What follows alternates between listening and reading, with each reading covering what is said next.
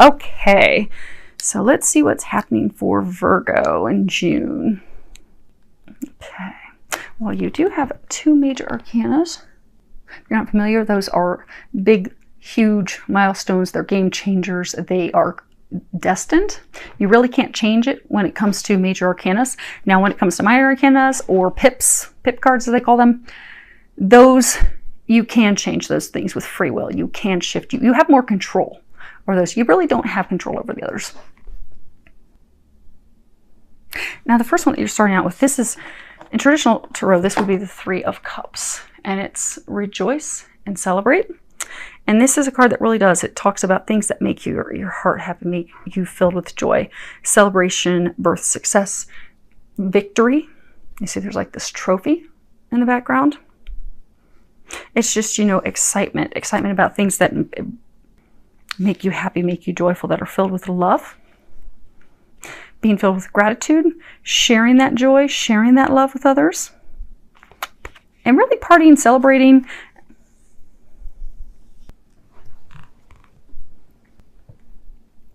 So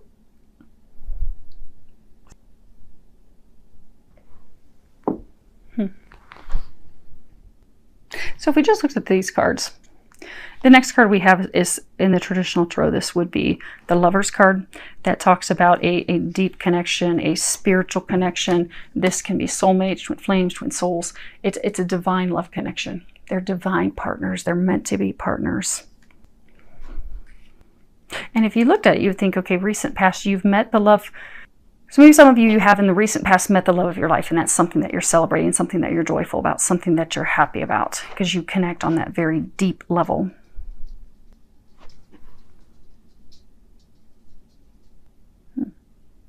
For some of you, though, that you're not celebrating, because there was like a third party. Although you'd want to be celebrating because this is this divine love, things happened. Karmic things happened. So interesting. Okay, let's keep looking at the cards because I'll explain as we continue to go on, because it's kind of contradictory. If you just looked at this at face value, then you have what would be justice. This is the balance card. When you look at this, then you have this goddess of awakening. At first view, this appears just beautiful. I mean, and for those of you, I do hope that there are those of you out there that are truly having something that's this beautiful, Virgos, because you have celebration. This could be celebrating engagement, marriage, celebrating this love. This is supposed to be the recent past. So this is this love of a lifetime. You're celebrating, you're having joy. You've got balance. Balance is all about, and in traditional tarot, this is justice. This would be all about scales. You know, this, and in this card in this deck, it really does talk about the fact that you need to have some balance in your life. And this is a card that is unknown. So this is a thing that you're unaware of.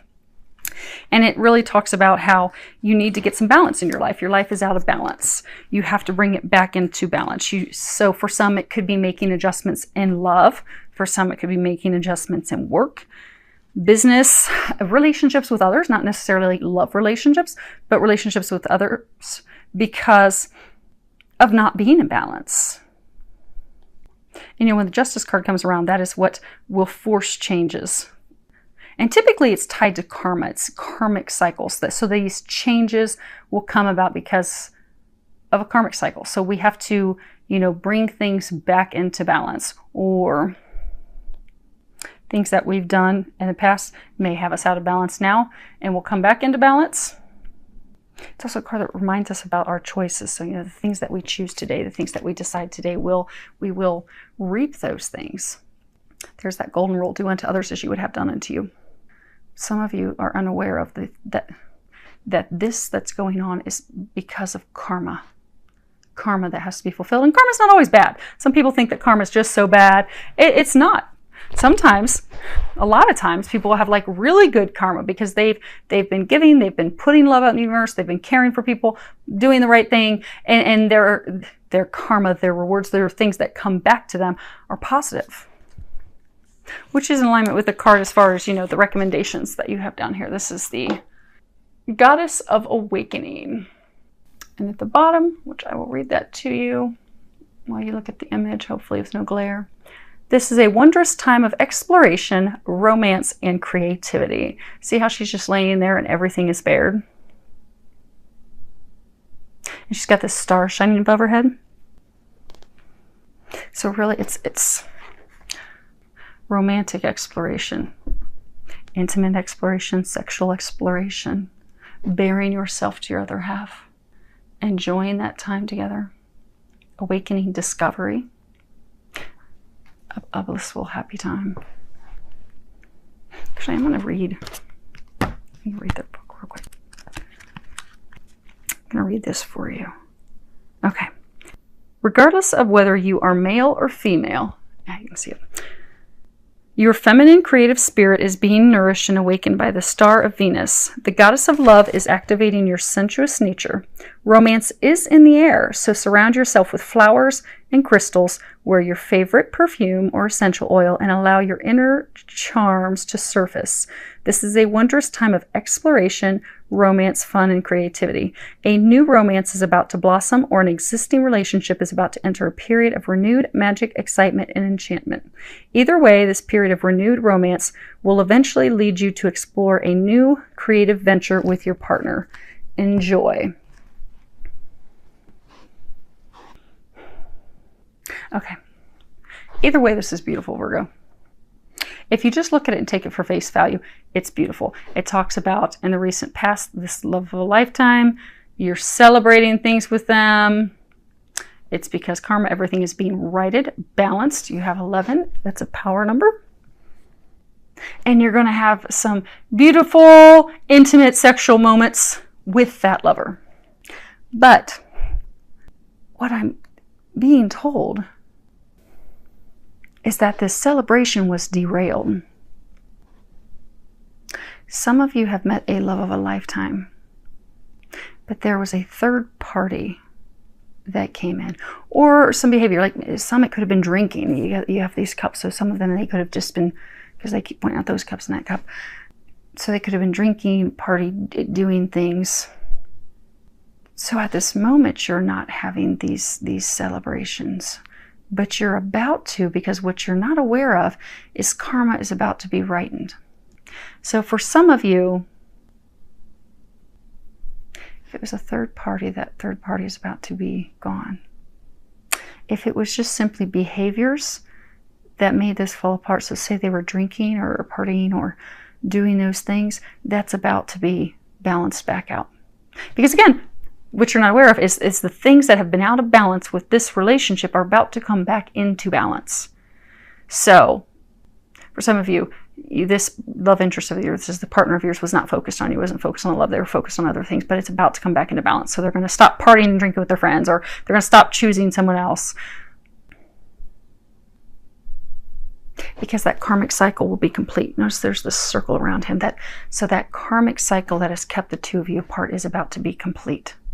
You're not celebrating yet, but you will. And when it happens and comes back together, you need to be open to this amazing love. You need to bear yourself. Because for some of you, you've been hurt by these things that have occurred. So when he or she comes back this month, open yourself up. Allow yourself to open up to that divine love, because it is a divine love. But because you've been hurt, you will likely tend to want to push away or not really open up out of fear of, okay, what if this happens again? That karmic cycle of pushing, pulling is complete now. Which is some very exciting stuff. That is huge. You guys are the best reading so far today. So let's do some clarifiers. Let's hope that it continues to be beautiful. Okay, so we have the La Letra, La Gariza, Constanza. So this is talking about written communications, the letter. But, you know, no one really sends letters now, typically emails, but communications, written communications that came in. But they weren't tactful. They weren't kind. They were very abrasive. So for some of you, this love of yours sent you some communications that were not with any tact. They were hurtful, they were abrasive, they pushed you away, and you've been on your own. But you've stood firm, you've been immutable. You've stood firm in this love, knowing that this is a divine love, and you've stood firm in that. And that in and of itself is something to celebrate. Now, for harmony. Okay. So it was something that took this divine love and just derailed it. So you have the La Alegría, Delirante, and Fidelta, La Fidelta. So this is celebrations. This is like happiness with family, friends, celebrations. But it's friends and family. It's not happiness of the heart. There's two different types of happiness and celebrations. This is with family and friends, community. Then there's one that's with love, you know, celebration of the heart. But then we have stupid behavior, stupid actions. And then we have loyalty. So although this lover, this partner of yours, they did some foolish things. For some, they were out partying, they were out drinking. They did some foolish things. For some, they did bring in a third party. But there's still loyalty there. There's still that connection there. It's still founded on a deep connection. Now, as far as balance, we have the Speranza, the Vici Signora, and the Ammalato. So you have the hope, the waiting, the longing. This is an older woman that can provide advice, counsel. This could be a mother, this could be a grandmother. It is an older, you know, depicted as an older woman. It could be even an old acquaintance, somebody that can provide you advice, guidance. And then we have the sick person, so he's laid up. So what you're unaware of, some of you are longing for this relationship with him. And he has been sick over it falling apart. He's also been sick because of the actions that he took in his behavior. But there is advice, some guidance that's coming in that he, and you can change the gender. But I'm getting for most, there's guidance that's coming in that he can trust, that he can count on, that is going to shift things and bring things back into balance.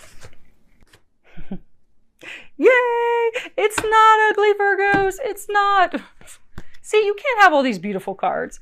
Okay, so for the Goddess of Awakening, I was kind of hesitant and afraid to look at these because these cards are so beautiful.